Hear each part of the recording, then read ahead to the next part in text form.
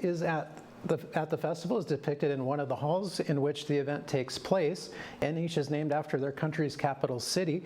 The individual culture of each country's entertainment, food, clothes, art, and jewelry can be found throughout Norsk Hostfest and also in the Scandinavian Heritage Park, the only park in the world representing all 5 Nordic countries. Some of the featured entertainers include Gabriel Iglesias, Terry Fader, Chicago, Chicks with Hits, Daniel O'Donnell, Chicago, and Clint Black. Norsk Hostfest runs through Saturday, September 28th, and more information can be found on their website at hostfest.com. So definitely a lot of great events coming up here that are actually going on. And Monica, I actually heard that you were at the Hostfest yesterday. Can you fill us in on what you saw and what you experienced? Yes, it smelled like really good kettle corn when I walked in, and I went to go watch Williams and Ree. I got some kettle corn. You want some? You didn't bring kettle corn to us, even though you had some? I'll bring it tonight. I'm going tonight too. Oh, okay. Very good. Very well. Thank you, Chad. So this is a new season. Yes. You're it a new is. girl. Yes, I am kick a off the girl. new Chad's season. a new guy. Yes. Yeah. Amazing. Yeah. This is good. We're glad to be on the, we'll break you in right, by gosh. Yeah. Thank you. Yeah. One of the longest standing comedians sets at Hostfest, in fact, more than 30 years now, is Williams and Ree, joining us again at MSU Inside Out. Thank you for being here. Thank you. Thank you. Thank you. We'll start it off like we start off all of our segments that we've done here over the years. That's right. I'm a beaver, you're a beaver, We are beavers all, and when we get together, we give the beaver call. Normally they'll be Thank laughing. you. Yes.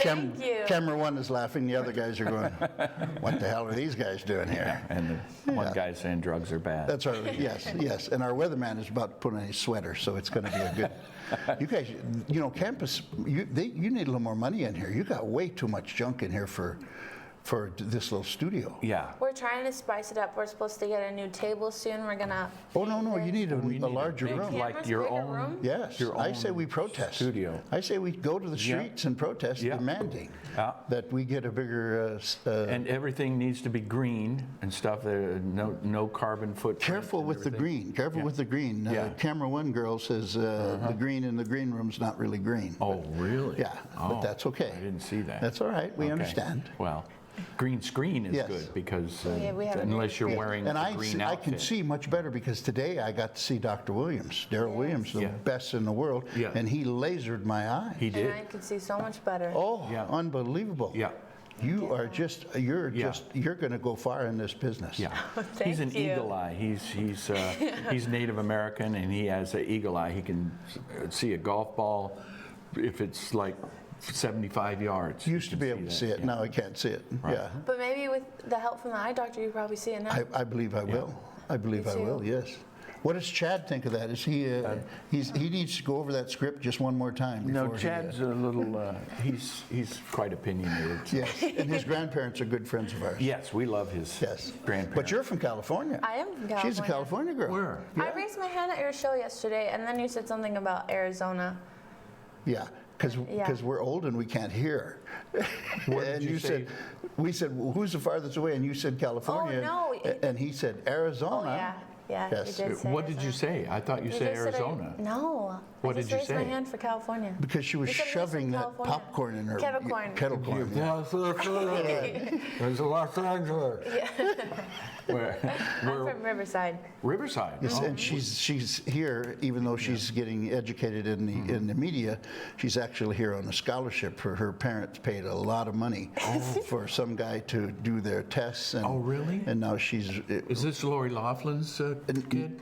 niece, I think niece. Lori Laughlin's niece? Yeah. And I think they paid $500,000. $500,000 for her daughter, And she then has for a her niece. She has a $600 a year softball softball scholarship. scholarship. Yeah. Yes. Yeah. And she's really good. She pitches. Are you a Yeah, pitcher? pitcher, mhm. Wow, I just love that move. Yes. You know He that. was saying the same thing. That's why he likes to watch it on TV. Yeah. Yeah, they wind up and then, I could never hit that. I'd be running for cover. Oh yeah. But so go ahead and ask us what you want. Well, But that's all the time we have. What? Today. We're out of time? Yeah, you get about like 5 minutes with me. Oh, all right. Well, that was. We can do a whole show together next I love time. your nails. Thank That is you. really cool. Yes. Thank Yes. you. We want to encourage your watchers and listeners to tune us into the Grand Ole Opry November 2nd. November 2nd. Set your radios. And to- if you're up for it, come on down to the Hostfest tonight and tomorrow and Saturday. At Exactly. 1 and 7. 1 and correct? 7. Yeah, All well, just days? come for all day. Okay, all Yeah, days. like you Go did. to Hostfest. Yeah. And get some kettle corn and watch Williams and Ree. Yes. Well, thank you guys for being here. Thank goodness Hostfest is inside because the weather hasn't been our friend lately, and Michael has more. Thanks, Monica. My name is Michael Drosdell, and this is my first time doing weather and being in this class. So I'm going to be talking to you guys about what's happening in the state of North Dakota. And usually we're getting a cold spell, so make sure you're wearing at least a light sweater, because if you're a student like me, you gotta walk to class, you can't drive everywhere, so make sure you have a sweater on. Okay, so first up, let's talk about what it's like in the Grand Forks. We have a high of 61 degrees, and then we have a low of, a high of 63 degrees in Fargo. And over here in Williston, we have a high of 61 degrees, a high of 63 degrees in Dickinson. We have a high of 61 degrees in the state capital, Bismarck. And here in Hopetown, Minot, we have a high, but considered comparatively against the others, a high of 54, which is low around everyone else. So let's get into the 7-day forecast. On Friday tomorrow, we have a high of 53 degrees with sunny and partly cloudy skies. Expect a low of 34 degrees in the nighttime. On Saturday, we have a high of 51 degrees with a low of 39 degrees at night, and it's supposed to be raining. All day. And for Sunday, we have a high of 46 with a low of 42 at night, and again, it's supposed to be raining all day. Again. On Monday, we have a high of 52 and a low of 34 in the night. And again, for the third time in a row, it's going to be raining, so make sure you have your raincoats, your umbrellas, just make sure everything's ready. Be prepared for some rain. Then over here, let me just move a little bit over here. We have a high of 43 with a low of 31 degrees on Tuesday. And it's supposed to be cloudy skies all day. And on Wednesday, I think we were all kind of prepared for this, but not expecting it anytime soon. We have a high of 44 degrees, a low of 29 degrees, and it is supposed to be snowing. Yep. So just please make sure you're bundled up, make sure everything's ready.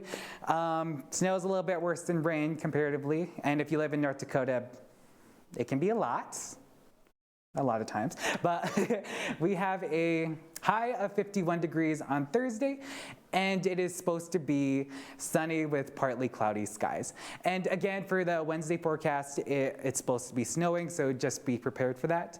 And I'm going to toss it back to Shalom Monica. Thank you, Michael. I can't believe it's going to snow on Wednesday. Oh, it's crazy. It seems so early, but I guess it has to come sometime. I don't know if I'm ready to bring my coats out yet. Well, coming up, we have Greg Vettel, who has an interview with Shalom, Yes. and we'll have that next.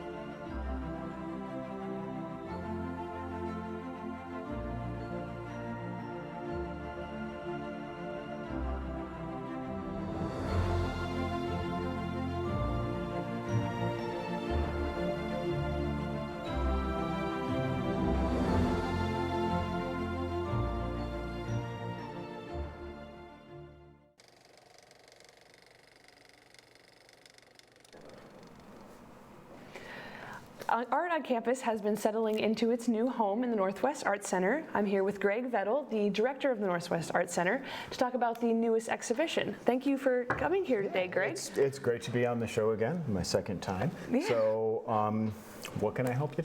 Well, first off, I guess, what is the name of the current exhibition? The current exhibition that's up in the Northwest Arts Center is the All Media, America's 2019 All Media Exhibition. It's one of our 2 annual juried exhibitions, and it's up until October 5th. Okay, perfect. And then, like, whose artwork is that over there? It's an international juried exhibition. So artists from all over the world are able to submit work, and then it's selected by a juror who also administers awards. So in this show, we have probably selections from at least 25, 30 states, and then a couple of international entries from some Canadian artists and one from Italy. So we do get quite a range of great contemporary work in these juried shows. Wow, is there anybody from Minot State who has any work in that this time? Or is this- Absolutely. okay. So our juror this year was a North Dakota native who works at the Jamestown Arts Center, Sally Jepson. She's their curator. So we had a actually large amount of North Dakota artists enter, and we have 2 Minot State University students who have work in the show, Alex Jimenez and Darby Ness. And then we also have 2 Minot State University faculty who have work in the show, and that's Ryan Stander and Linda Olson. So. Okay, that's really interesting that you're able to kind of get from different areas and then also from here. Yeah, and it's really it's an open entry show, open to students, professional artists, academic artists. So there's really not any barrier to entry there.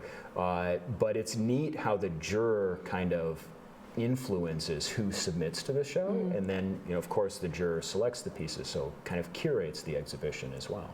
Yeah, and then you have a similar show coming up next year. Tell me a little bit about that. We have 2 annual juried shows that rotate. One of them's the All Media that's up currently. That's in its 25th year, and the Paperworks exhibition is actually kind of the flagship exhibition. It's in its 49th year, and it's the first call for entries was in 1970. So it's got a long history. It's gone through several name changes, but we open up in January with that juried exhibition. Okay, very nice. And then just to kind of bring it back a little bit to your role at the Northwest Arts Center, how long have you been doing that? 'Cause I know it's pretty recent for you. This is my second year. My anniversary date would have been in the middle of August, so kind of got my feet under me right now, know a little bit better how things work, but it's still a new experience, and it's a wonderful facility to work in, so it's kind of a treat to come to work every day and work with the art, work with students, and enjoy the space. Great. I'm glad it's been working out for you so well. So that exhibition, again, is up until October 5th, so make sure you get down to the Northwest Arts Center so that you're able to take a look at that. And Chad here is actually with us to talk a little bit about another gallery on campus in a different building.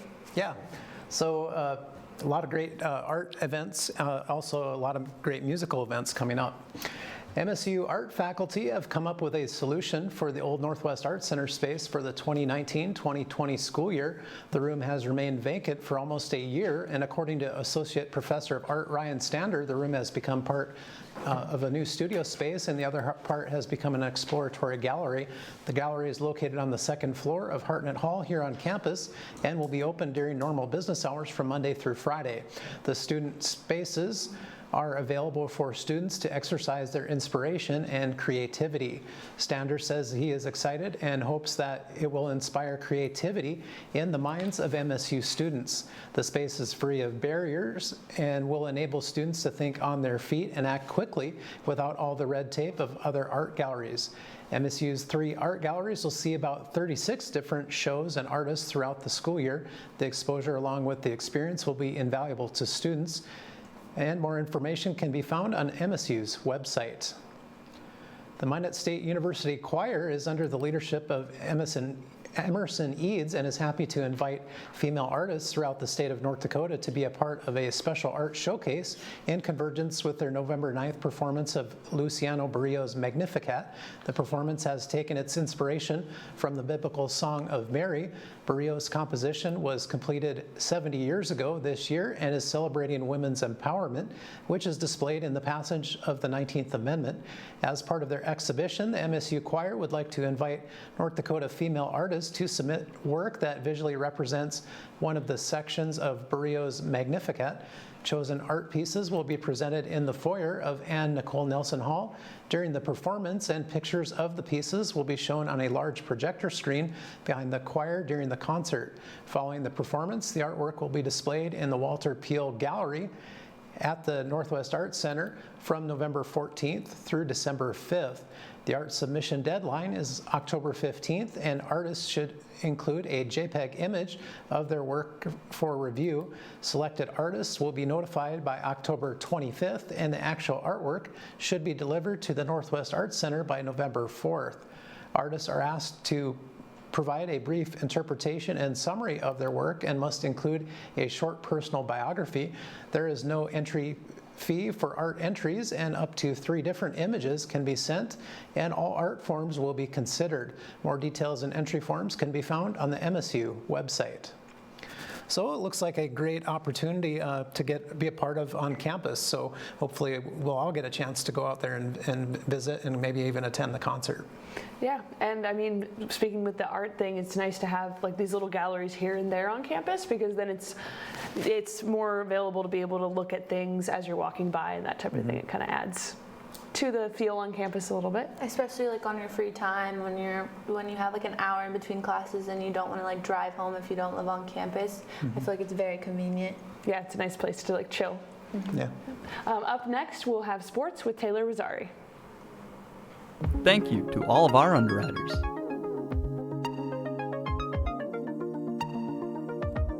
All-American Trophies for all your screen printing and embroidery needs. ArtMade, offering custom frames, art supplies, and jewelry. Buffalo Wings and Rings, a sports restaurant experience located in South Minot. Badlands Bar and Grill, located on 31st Avenue in Minot. Fiancé, with all your prom and bridal needs, located in downtown Minot. KCJB 910 AM, Minot's news and information station. Buffalo Wild Wings, wings, beer, sports. KIZZ FM Z94, playing today's hit music. Mix 99.9, Minot's music mix. Happy Joe's Pizza and Ice Cream, serving the Midwest since 1972. KRRZ, 1390 AM, Minot's classic hits. KZPR 105.3 FM, Minot's rock station. Jacobson Music, bringing music to the Northern Plains since 1980. Qdoba, easy, on time, full of flavor.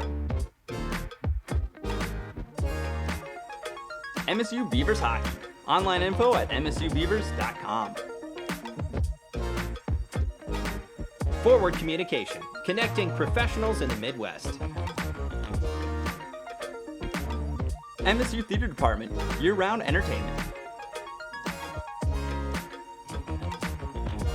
The Red and Green, MSU's student-run newspaper. MSU Bookstore, for all your campus needs. Spicy Pie, pizza, grinders, beer.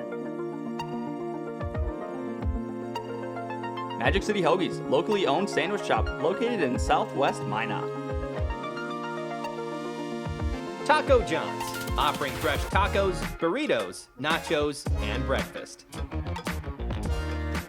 Thrive-In Financial, connecting faith and finances. PMQ Entertainment, performing at weddings, proms, and dances.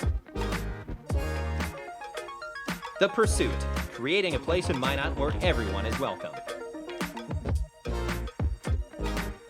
Mouse River Players, community theater since 1971.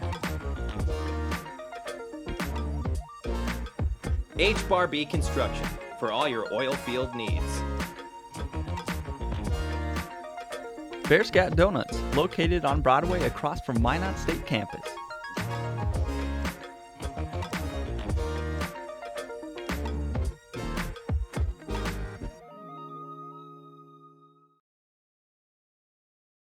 Welcome back to MSU Inside Out. Now we're going to be talking about sports with Taylor. And speaking of sports, our football team beat UMary, and now it's a 5-peat. Yeah, so it started when I was a freshman, and I'm hoping, especially after the exciting performance that they had last weekend, that they'll be able to continue it on next year for even a 6-peat. Minot State football was once again victorious in the Battle of Big Lake. The Beavers defeated the University of Mary in comeback fashion 34-29, and quarterback and Minot native Ben Belinsky had 19 completions for 245 yards and 3 touchdowns. 2 upperclassmen also had stellar performances for MSU. Senior Levante Bushnell had his first 100-yard game of the year and 109 yards on 7 catches. Senior kicker Jose Luis Moreno earned NSIC Special Teams Player of the Week for his performance. Moreno drilled a 36-yard field goal and a 46-yarder late in the game to seal the win for the Beavers. Minot State will look to grab win number 2 on the year this weekend. The Beavers will be on the road Saturday at the University of Minnesota Crookston. Game time is at 12 p.m. MSU women's soccer also grabbed their first win of the season in exciting fashion. The Beavers took down Northern State 1-0 in NSIC play on Saturday. Freshman forward Annabelle Noches scored the lone goal of the game and the Beavers' first goal of the season. Melanie Van Walston assisted on the goal, and the Beavers now sit with a 1-3 record overall and are 1-1 in NSIC play. The team will travel tomorrow to Wayne State to take on the Wildcats at 1:00 p.m., and the Beavers' weekend road trip will continue to Sioux Falls on Sunday as they take on Augustana University at 1:00 p.m. Shelby Spooler has dominated as an outside hitter for the Beaver volleyball team for the past 3 years. This fact was proven last weekend as Spooler etched her name at the 1,000 career kill mark. Last year, Spooler set the D2 era record with 401 kills on the year, and her career high single game record stands at 22. Spooler looks to continue to build off her achievement, and the team looks to grab their first win of the season this weekend on the road. Minot State will take on Wayne State on Friday at 6 p.m. and Augustana on Saturday at 2 p.m. Minot State women's cross country is on the regional radar for its tremendous success already this season. For the first time in school history, the Beavers are ranked in the top 10 in the Central region. The ranking comes from combined overall team performances as well as stellar breakout individual races. Freshman Whitney Hansen became the new 4,000-meter school record holder in a recent meet, while her fellow teammate sophomore Lauren Reeves finished with a time to write her name as a second on the list. In the Missouri Southern Stampede, 3 MSU athletes finished in the top 40 out of 283 Division I and II competitors. The Beavers look forward to improving their numbers and hope to continue to move up in the region rankings and potentially into the national rankings. So it's really exciting that fall sports are kicking off kind of a good momentous vibe, and hopefully they'll continue into the spring, as I know you're on the softball team, so that'll be exciting. Let's hope that we can bring some wins and kick it off in the spring as well. Yeah, and actually Leo Skellinger, he's on the cross country team, and he has a little bit more for us on them in the Dome. Thanks, guys. I'm here with assistant coach Ryan Clifford from the Minot State cross country team. Coach Clifford, where'd you come from? So I'm originally from Long Island, New York, but now I am here in Minot. Okay, that's good to know. What's your prior experience with coaching like? So this is actually my first time coaching, but I competed collegiately for 4 years at a Division II school in Mansfield, Pennsylvania. So I have a lot of experience kind of in the realm of athletics and cross-country and track and field. Oh, okay. So with the transition to here, like, how has Minot been for you so far? So far, Minot's been pretty good. It's very similar kind of to some of the towns that I'm used to in New York, but definitely the people are a little bit different, and it's definitely good being able to kind of work with different people and meet all new sorts of people of kind of different walks of life. Okay, that's good. When it comes to the team, like, are there any major performances you've seen so far, or is there even like any big improvements? Yeah, so in regards to the team, so far the team is looking pretty good. We've had some really good performances. The ladies are now ranked regionally, 10th place in the region, which is a feat that hasn't been done since the realm of being in the Division II era. And the guys are looking really good kind of in their training, and I'm excited to see what they're going to be doing this weekend at Griak. Okay, well, there you have it, guys. I'm Leo Skellinger with Inside Out. Thank you so much, Leo. So it's very interesting what's been happening with cross country and a lot of different sports teams on campus. This year we have a lot of good things happening on campus with sports and football. Hopefully they bring a win this year from Crookston. And thank you guys for tuning in and watching everything we had to offer today. And see you guys next time.